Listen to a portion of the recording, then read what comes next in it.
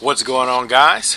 This is Martyrs Brigade 99 coming to you once again with another session of Dark Souls commentary. Alright guys, this time around we're going to do a clarifications video. Right, and we're going to do a little clarifications because there's been a little debate over the Great Magic Barrier, right? What it defends against and what it doesn't. Now, originally I was of the opinion that it only defends against sorceries, right? Magic's meanings sorceries.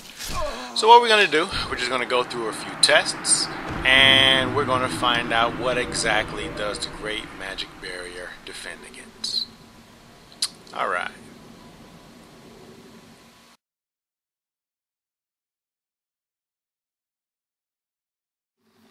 The first thing we're going to test, as you can see, is a Crystal Soul Spear. Now, the Crystal Soul Spear just inflicted 758 damage. Right? And, you know, a lot of us experience that. You know, you get hit with one of those Crystal Soul Spears and most of your vitality gets wiped away. But with the Great Magic Barrier, it only inflicts 83 damage.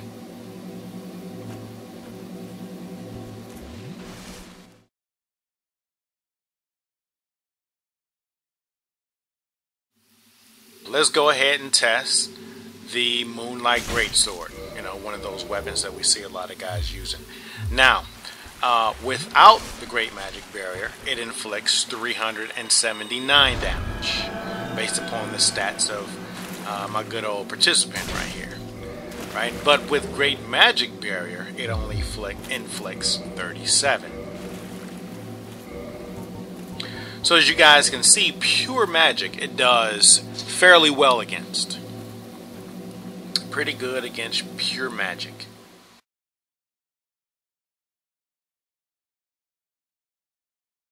Now let's go ahead and check out some of this split damage, because as you guys know, Enchanted Weapon has both physical and magic attacks. Right, so let's go ahead and check it out. We're going to do one hit without and one hit with. Now that first hit, right, no Great Magic Barrier, just inflicted 291 damage. So let's go ahead, flask it up.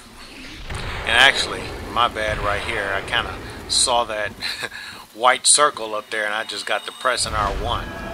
Alright, but let's go ahead back to the Great Magic Barrier.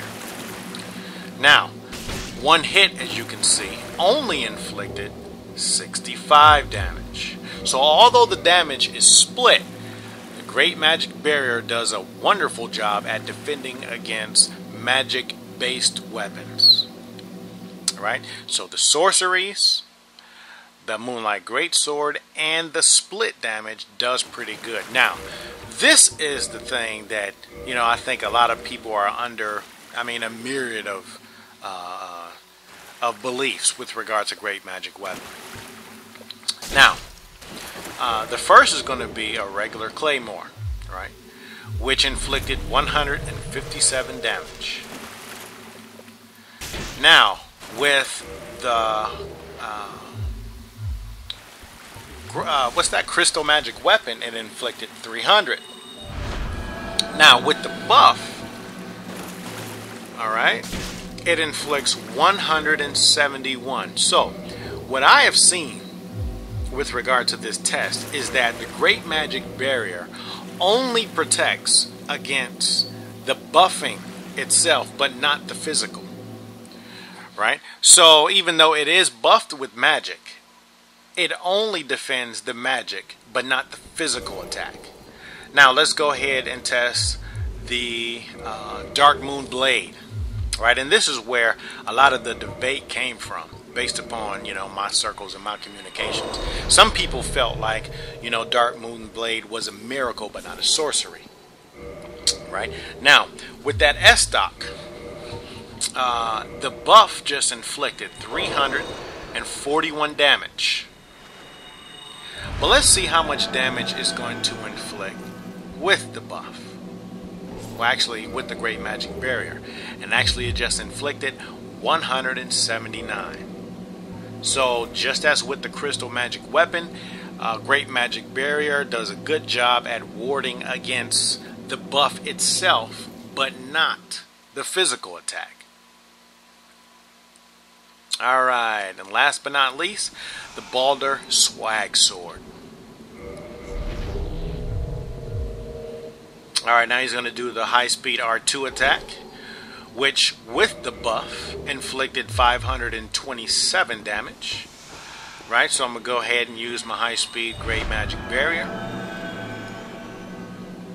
Alright, time for high speed R2 attack. Now, if you guys can see for yourselves, the visuals were obviously different. And with the Great Magic Barrier, it inflicted 365 damage.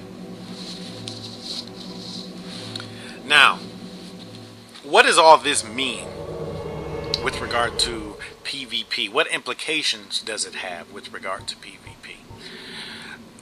From what I can tell, is insofar as you are fighting against an opponent that is using either an enchanted weapon, enchanted meaning, you know, enchanted +5, or a Moonlight Greatsword, the Butterfly Horn, or the Velka's Rapier, you will basically nullify the attacks because, as explained on the explanation of Great Magic Barrier, I mean, you know, when you kind of read up on Wiki, it said that it nullifies like 90% of the attacks.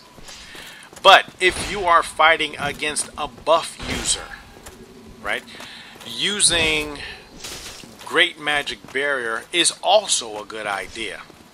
The reason why it's a good idea because although you may not be able to defend against the physical attacks, the additional damage that would have been inflicted by the buff itself, you can defend against. So in other words, you know, let's just say a basic attack is 300.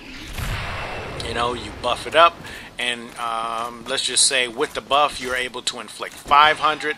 By using Great Magic Barrier, it will basically bring you closer to the 300.